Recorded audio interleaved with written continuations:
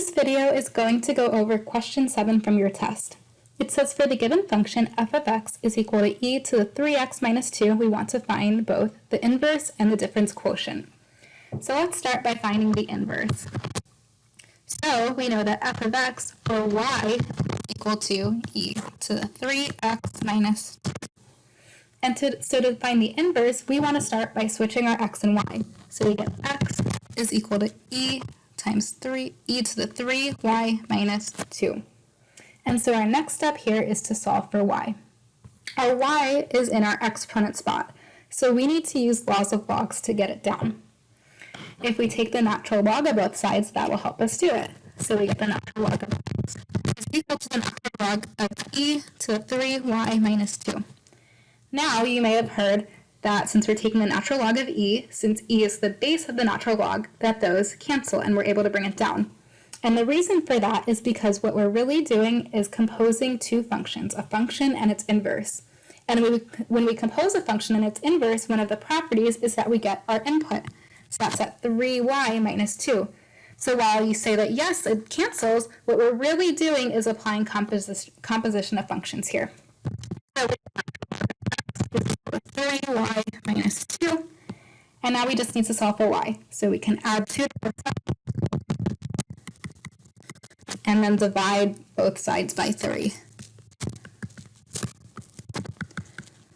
And that is equal to f inverse of x, my inverse. Great, so now let's do part B. So we have f of x plus h. That's saying that we take x plus h and plug it into x everywhere we see it in f of x. So we have e to the 3 times x plus h minus 2 minus our f of x. Well, that's just 3x minus,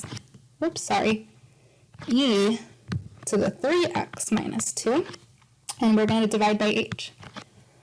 So that's all that stuff plugged into our difference quotient, but we want to simplify it.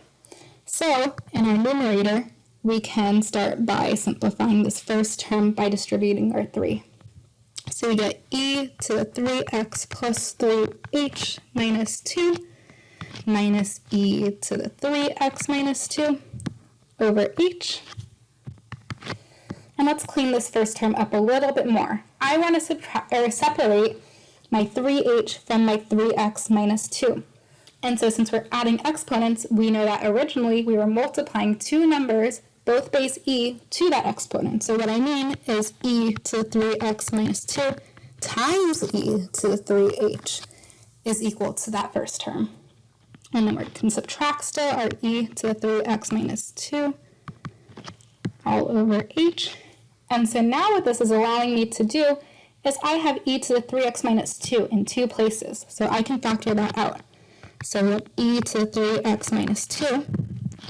This is going to leave an e to the 3h on the top, minus 1 here. Since we're factoring that out, we're dividing each term by e to the 3x minus 2, and that's going to still be over h.